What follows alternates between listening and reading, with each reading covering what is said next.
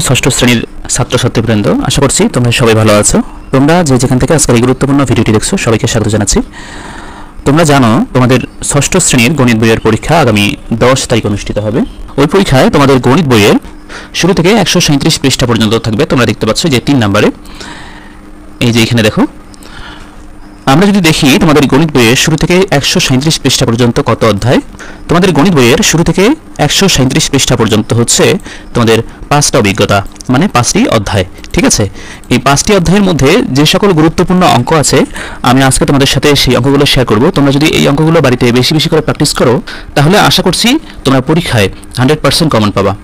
যেহেতু আজকে 6 তারিখ এবং আগামী 10 তারিখ তোমাদের গণিত পরীক্ষা অনুষ্ঠিত হবে, তোমরা যদি এই কয়েকদিন বাসায় বেশি বেশি এই অঙ্কগুলো প্র্যাকটিস করো তাহলে অবশ্যই তোমরা কমন পাবা আমার এই সাজেশন থেকে।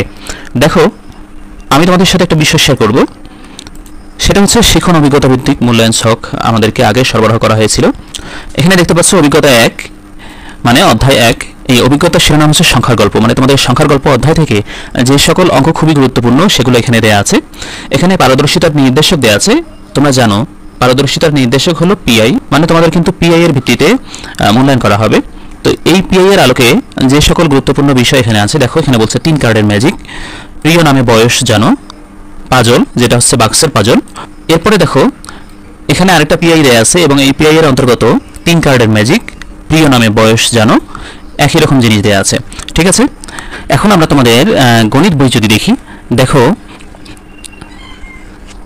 প্রিয় শিক্ষার্থী, তোমরা দেখতে পাচ্ছ 3 কার্ডের ম্যাজিক, এটি তোমাদের গণিত বইয়ের 12 পৃষ্ঠায় আছে।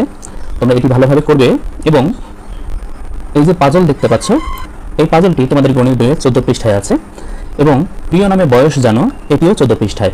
তার মানে 12 থেকে 14 পৃষ্ঠার অঙ্কগুলো তোমাদের জন্য খুবই গুরুত্বপূর্ণ। এরপরে দেখো, এরপরে যে পিআইটা এখানে আছে, এই পিআই এর অন্তর্গত এখানে দেয়া আছে যে সংখ্যা রেখার মাধ্যমে যোগ, বিয়োগ, গুণ ও ভাগ। এটি তোমাদের গণিত বইয়ের 9 পৃষ্ঠা থেকে 11 পৃষ্ঠার মধ্যে আছে। এরপরে 3 কার্ডের ম্যাজিক যেটা আমরা দেখলাম, প্রিয় নামে বয়স জানো যেটা আমরা দেখলাম, এবং পাজল বক্সের পাজল আর কি, যেটা আমরা দেখে আসলাম।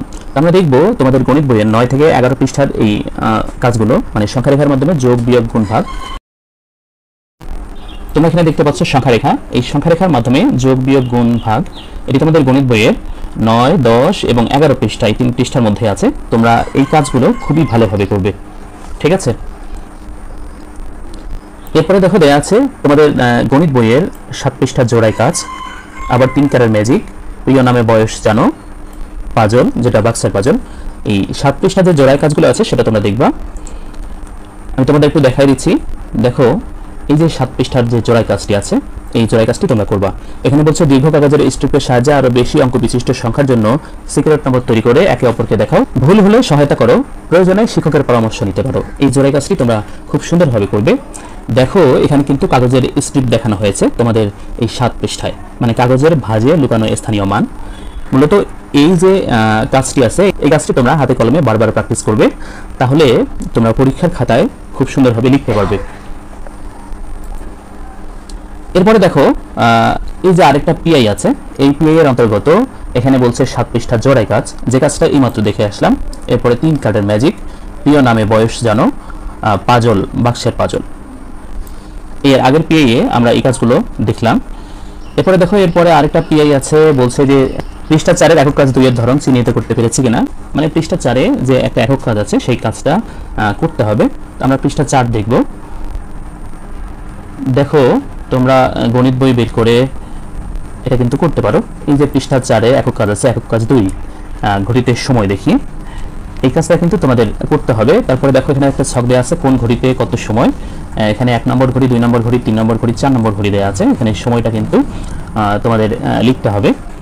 এই কাজটা তোমরা বাসায় বেশি করে করবা।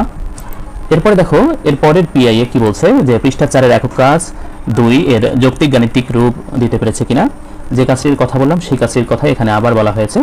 এরপরে দেখো পরের পিআই এ বলছে এই অভিজ্ঞতায় প্রযোজ্য নয়, মানে এই পিআইটা এই অভিজ্ঞতায় নাই। আচ্ছা, আমরা এবার অভিজ্ঞতা নাম 2 দেখব, আর অভিজ্ঞতার শিরোনাম হচ্ছে পূর্ণ সংখ্যা জগৎ। এখানে আমরা প্রথম পিআইটা দেখব। প্রথম পিআই এর অন্তর্গত দেখো পৃষ্ঠা 27 এর একক কাজ, পৃষ্ঠা 30 এর একক কাজ, পৃষ্ঠা 31 এর একক কাজ। আমরা এই একক কাজগুলো দেখব। তোমরা দেখতে পাচ্ছ এই যে পৃষ্ঠা 27 এর একক কাজ হচ্ছে 4। দেখো এই যে পৃষ্ঠা 27, পৃষ্ঠা 27-এর একক কাজ হচ্ছে 4, এই একক কাজটা করতে হবে। এরপরে তোমাদের পৃষ্ঠা 30-এর একক কাজ আমরা 30 পৃষ্ঠায় দেখব। তোমরা বই বের করে দেখতে পারো, সাথে সাথে দাগায় নাও এবং বাসায় বেশি বেশি করে প্র্যাকটিস করবে। এই যে পৃষ্ঠা 30-এর একক কাজ, এই কাজটা তোমরা করবা বাসায় বেশি করে। এরপরে বলছে যে পৃষ্ঠা 31 একক কাজ, আমরা 31 পৃষ্ঠার একক কাজটাও দেখব। দেখো এই যে একক কাজটা দেওয়া আছে এখানে, বলছে যে এখন নিচের সমস্যাগুলো সমাধান করো। এখানে 3টা সমস্যা দেওয়া আছে। সংখ্যারেখা ব্যবহার না করে যোগ করো, সংখ্যারেখা ব্যবহার না করে নিচের যোগফলগুলো নির্ণয় করো। এই ধরনের আরো 5টি প্রশ্ন তৈরি করো এবং নিজে নিজে সংখ্যারেখা ব্যবহার না করে সমাধান করো। প্রিয় শিক্ষার্থী, বুঝতেই পারছো যে এই অঙ্কগুলো তোমরা বেশি করে করবা। আর এই নির্দেশনাটি হচ্ছে এনসিটিভি কর্তৃক প্রকাশিত, তাই এই অঙ্কগুলো খুবই গুরুত্বপূর্ণ। পরের পেজটা দেখো, এখানে বলছে পৃষ্ঠা 25-এর একক কাজ। আমরা পৃষ্ঠা 25-এর একক কাজটা দেখব।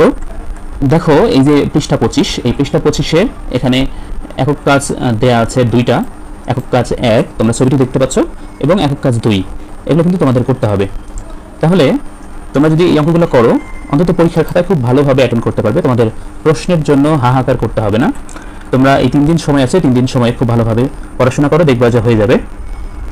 এখানে পরের পিএ যে সকল বিষয় এখানে অন্তর্ভুক্ত করেছে সেটা হচ্ছে সংখ্যারেখার সাহায্যে পূর্ণ সংখ্যার বিয়োগ। এরপরে বলছে যে পৃষ্ঠা সংখ্যারেখার সাহায্যে পূর্ণ সংখ্যার যোগ। এখানে পৃষ্ঠা নাম্বার কিন্তু উল্লেখ করেনি, হয়তো বা মিস্টেক করেছে। এরপরে 33-এর একক কাজ, আমরা এগুলো দেখব।